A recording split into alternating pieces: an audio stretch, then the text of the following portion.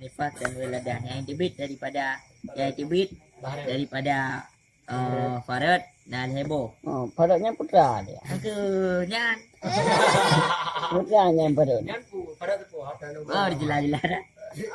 Tom, ini hukum sih jelas-jelas. Oh, putra ya.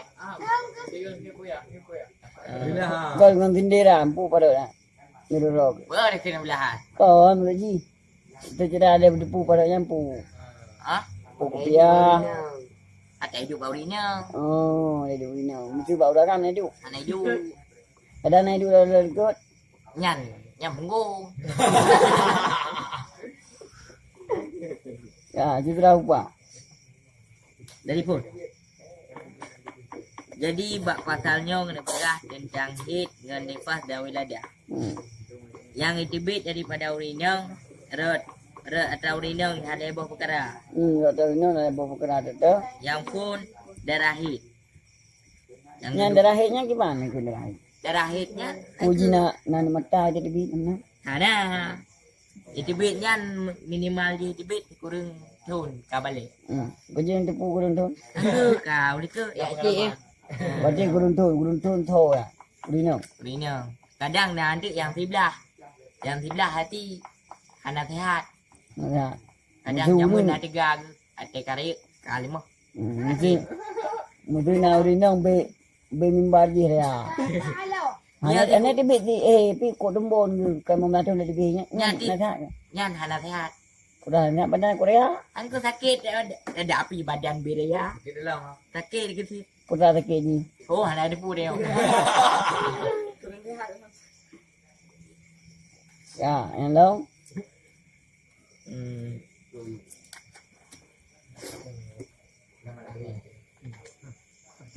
Wahadil Wanifas. Hah? Wanifat. Nifat. Cepat dah nifas. Nifat. Nifas. Nifat yang darah nifasnya ada tibit, ada orang di melahirkan. Melahirkan. Cepat tibit dan melahirkan. Dia lahir ni dah tibit darah nifasnya. Kan ada bu? Yang lain.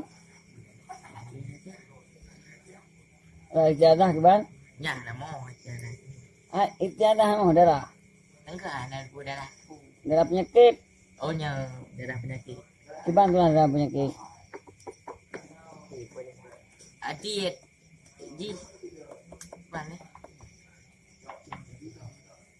Lam tiba-tiba tibit darah penyakit. Mesti dekat sudah urinyong batas hi 15 huruf. Yang ke 20 huruf ka dewan. Yang batasnya hati yang lebihnya ke darahnya darah penyakit. Om sini bekas tiba-tiba di pikir. Me tiba-tiba di pikir ke darahnya. Enak.